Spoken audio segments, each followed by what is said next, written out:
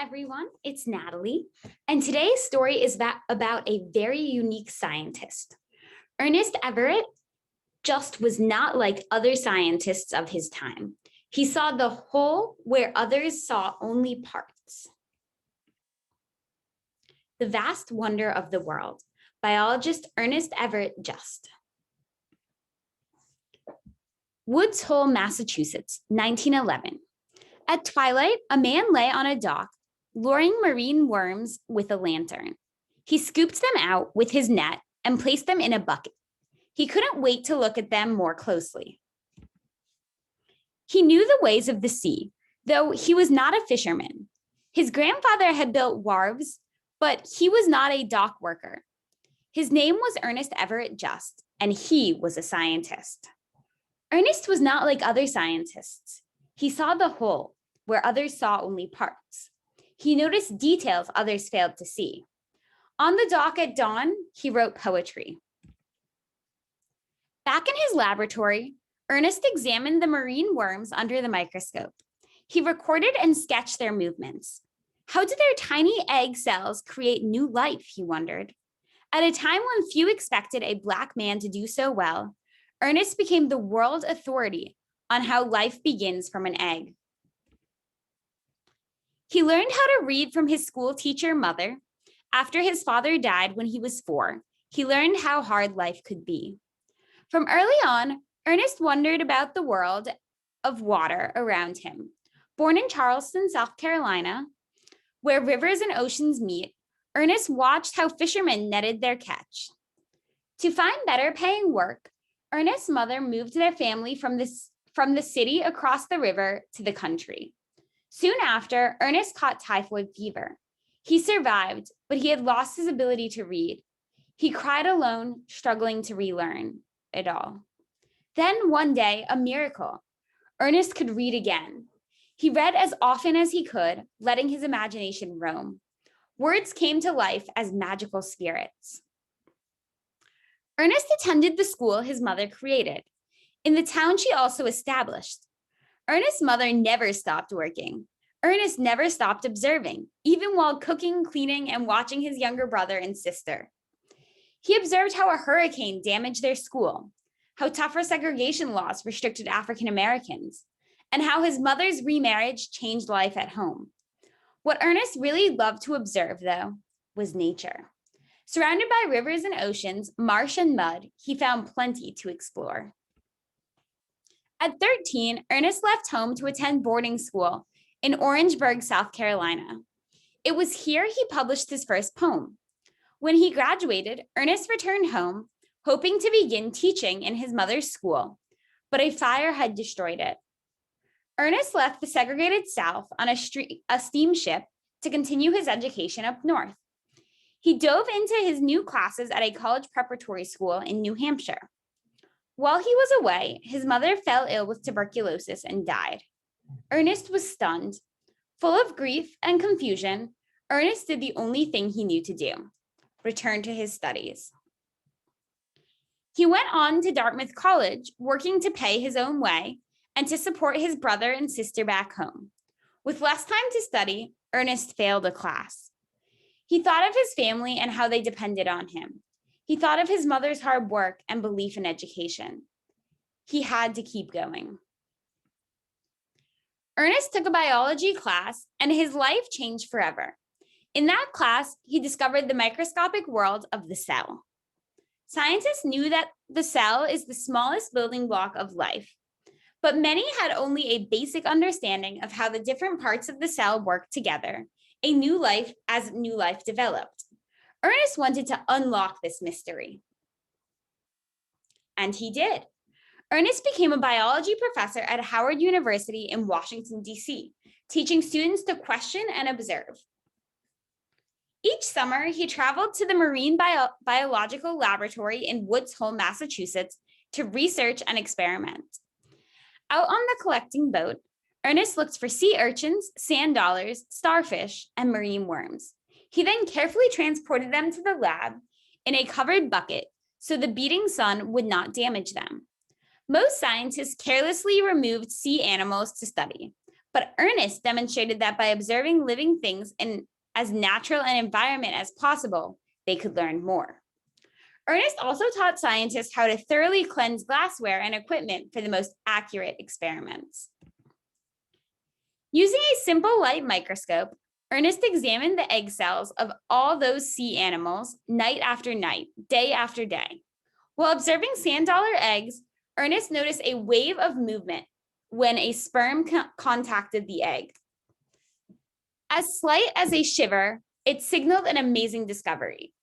The egg cell directed its own development during fertilization. This controversial idea went against what most scientists thought at the time. It wasn't just the sperm creating changes. The cell surface and layer right below it were just as important in generating a new life. Ernest published his research findings in many scientific papers. He traveled to conferences to share his ideas, and he won the first NAACP Spingarn Medal. As his reputation grew, Ernest's ideas caught the attention of scientists around the world. He was the first American research scientist invited to the world-famous Kaiser Wilhelm Institute in Berlin, Germany. From then on, Ernest worked in Europe as often and as long as he could, enjoying more warmth and respect than he'd ever felt in America. Despite his accomplishments, Ernest felt increasingly stifled in the United States. His family was not welcome with him in Massachusetts because of the color of their skin. He struggled for basic laboratory equipment at Howard. He didn't have the freedom white scientists had to choose where they worked. The time came when Ernest refused to tolerate the segregation any longer. He decided to move to France and become an independent researcher. Crossing the Atlantic, Ernest thought about the hundreds of students he'd introduced to science and how his fascination with cells began. He poured those memories and feelings into his work and completed a groundbreaking book. Through his careful observations and hard work, Ernest opened up the wonder of the universe to all of us through a tiny egg cell. Ernest, just in his own words, "If I can give the boys and girls a scientific start, I will help them in whatever they may do later. Live with the true, and when you are ready to embark on life's unknown waters, place yourself at the helm, confident of but one destination: success." Environment and organism are one. Neither can be separated from the other. Life is not only a struggle against the surroundings from which life came, it is also a cooperation with them. Life is exquisitely a time thing, like music. Author's note: condensing Ernest Everett Just's life into a picture book was a difficult task. I found his personal life beyond the laboratory as fascinating as his scientific legacy. For example, he helped a group at Howard University, faculty and student actors, establish the College Dramatic Club, co-founded the Omega Psi Phi fraternity, and presented seminars in French at the Sorbonne, a prestigious university in Paris, France. To understand who Ernest Everett Just was and where he came from, I traveled to South Carolina. Born on August 14, 1883 in Charleston, Ernest experienced many hardships.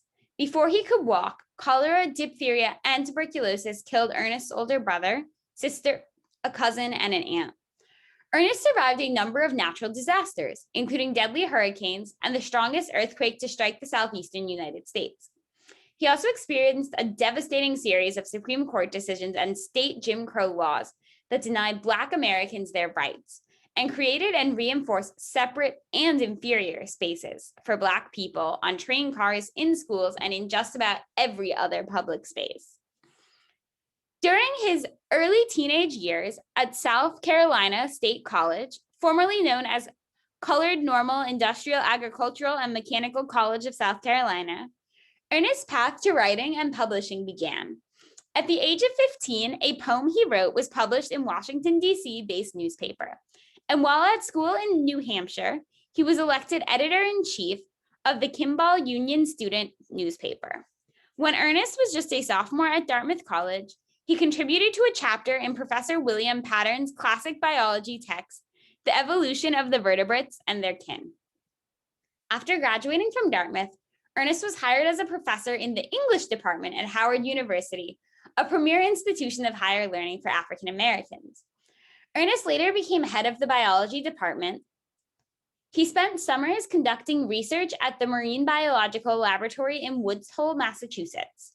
Though successful at Howard, he sought positions at other universities and institutions where he'd have better equipment and more time to work on experiments. No predominantly white American university would hire him because he was Black and because he was outspoken about what he believed, challenging the findings of more prominent scientists.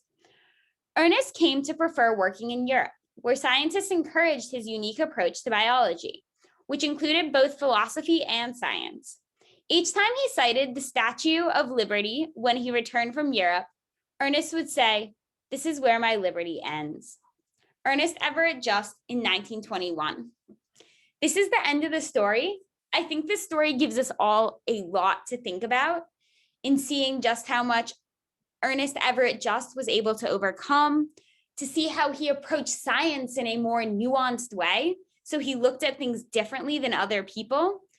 And also the sadness that coming back to the United States was where he felt like his liberty ended. So I think this gives us a lot to think about in how we act when we are facing adversity and difficult situations. It also lets us think about how we think about science and how to be creative in science. And finally, what it really means to have liberty in America and what we as Americans, if you are an American listening to this, and what people from around the world can do to create a society that actually has liberty and freedoms for all people. Thank you so much for listening. I hope you have a great rest of your day and that you feel inspired by the life of Ernest Everett Just. Thank you. Bye.